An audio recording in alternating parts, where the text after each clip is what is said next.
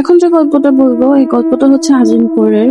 তো গল্পটা কেমন লাগলো অবশ্যই কমেন্টে জানাবেন, এন্ড ভালো লাগলে like comment share and follow দিয়ে পাশে থাকবেন। তো চলুন গল্পটা শুরু করা যাক। আজিমপুর কবরস্থানের ঠিক উল্টো দিকের গলিটা দিয়ে একটু ভিতরে ঢুকলে একটা পুরোনো পাঁচতলা বিল্ডিং চোখে পড়ে। বাড়িটার অবসর মোটেও মায়াবী নয়। নোনা ধরা দেয়াল, শ্যাওলা পড়া কার্নিশ আর সারাক্ষণ এক ধরনের ভ্যাপসা গন্ধ যেখানে লেপ্টে থাকে। আমি যখন প্রথম ওইখানে ফ্ল্যাট দেখতে আসি তখন দুপুরবেলা, ঢাকা বিশ্ববিদ্যালয়ের কাছাকাছি সস্তায় থাকার জায়গা খুঁজছিলাম। তাই 5B ফ্ল্যাটটা যখন মাত্র 8,000 টাকায় পেয়ে গেলাম তখন পিছনের ইতিহাস জানার কোনো প্রয়োজন বোধ করিনি। কিন্তু বাড়িওয়ালা লতিফ সাহেব চাবিটা যখন দিচ্ছিলেন তখন ওনার হাতটা সামান্য কাঁপছিল। তিনি নিচু সুরে বলছিলেন, বাবা রাতে একটু সাবধানে থেকো, একা মানুষ তো, আজিমপুরের বাতাস সবসময় ভালো হয় না। আমি তখন ওইসব কথায় কান দেইনি। নিজের ক্যারিয়ার আর পড়াশোনা নিয়ে ব্যস্ত মানুষ আমি, ভূতে বিশ্বাস করার সময় কোথায়। প্রথম 3-4 দিন ভালোই কেটেছিল। সমস্যা শুরু হলো শুক্রবার রাত থেকে।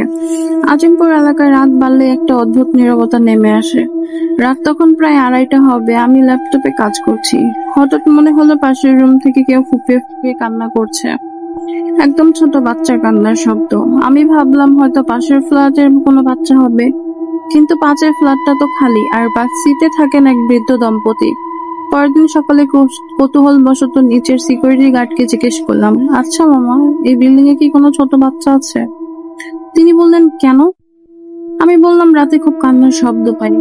গার্ড লোকটা আমার দিকে এমন ভাবে তাকালো যেন সে কোনো জ্যান্ত লাশ দেখছে।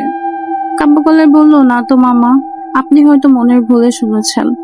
কিন্তু তার চোখের চাহনি বলে দিচ্ছিল সে কিছু একটা লুকাচ্ছে। কিন্তু আমি তা তখনও জানি না। আজিমপুরের মাটির নিচে কত রহস্য চাপা পড়ে আছে। সেদিন রাতে এক বন্ধুর ফাহিমকে ফোন দিলাম। কথা বলার মাঝখানে ফাহিম হঠাৎ থমকে গেল। বলল, দোস্ত, তোর পাশে কি কেউ আছে? কোনো বাচ্চা কি কথা বলছে? আমি অবাক হয়ে বললাম, না তো, আমি তো একাই। কেন? ফাহিম ফিসফিস করে বলল, শোন, আমি স্পষ্ট শুনতে পাচ্ছি একটা বাচ্চা খিলখিল করে হাসছে। হাসির শব্দটা একদম তোর ফোনের মাইক্রোফোনের কাছে। আমার শিরদাঁড়া দিয়ে যেন এক হিমশীতল স্রোত বয়ে গেল। আমি ফোনটা কেটে রুমের লাইটটা জ্বালাতে গেলাম। সুইচ টিপলাম, কিন্তু লাইট জ্বলল না। লোডশেডিং। অন্ধকারে আমি মোবাইলের টর্চটা জ্বালালাম। টর্চের আলোটা যখন ড্রেসিং টেবিলের আয়নায় পড়লো, আমার চিৎকার আটকে গেল গলার কাছে। আয়নার উপর একদম ছোট ছোট হাতের ছাপ, লালচে রঙের শুকিয়ে যাওয়া রক্তের মতো। আর আয়নার কোণে কাচের উপর কেউ যেন কামড়ে দূষিত করছে। দাঁতগুলো মানুষের মতো নয়, অনেক বেশি ধারালো আর সরু। তো গল্পের প্রথম পার্ট কেমন লাগলো অবশ্যই কমেন্টে জানাবেন, আর দ্বিতীয় পার্ট জানতে চাইলে সেটাও কমেন্টে বলবেন। আর গল্পটা ভালো লাগলে লাইক কমেন্ট শেয়ার করে পাশে থাকবেন, আর অবশ্যই ফলো করবেন।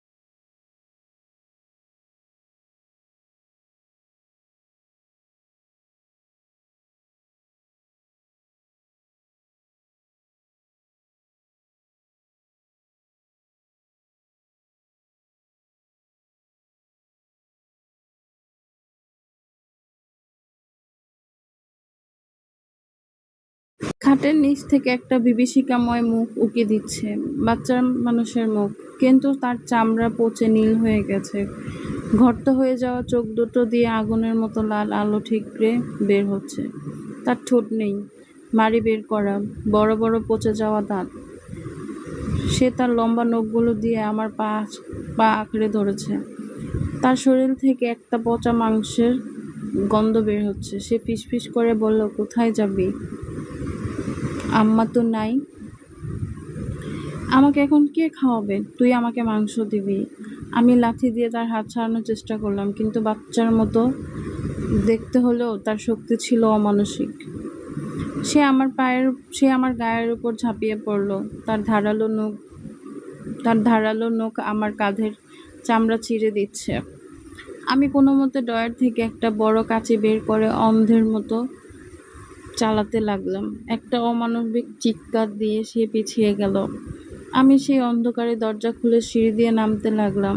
সিঁড়ি দিয়ে নামার সময় মনে হচ্ছিল পেছনে শত শত ছোট ছোট পায়ের শব্দ। কেউ একজন খিলখিল করে হাসছে, আবার কেউ একজন আমার নাম ধরে রাখছে।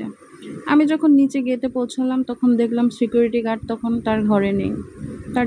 তার ঘরটা লণ্ডভণ্ড হয়ে আছে, মেঝেতে চাপ চাপ রক্ত। টর্চের আলো ফেলতেই দেখলাম গার্ডের লোকটার গলায় নলি কেউ খাবলে তুলে নিয়েছে। পাশের দেয়ালে সেই ছোট ছোট হাতের রক্তমাখা ছাপ।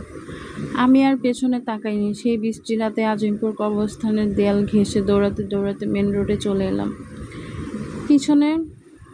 পিছনে মায়া ভিলার 5 তলা সেই 5B জানলার দিকে তাকিয়ে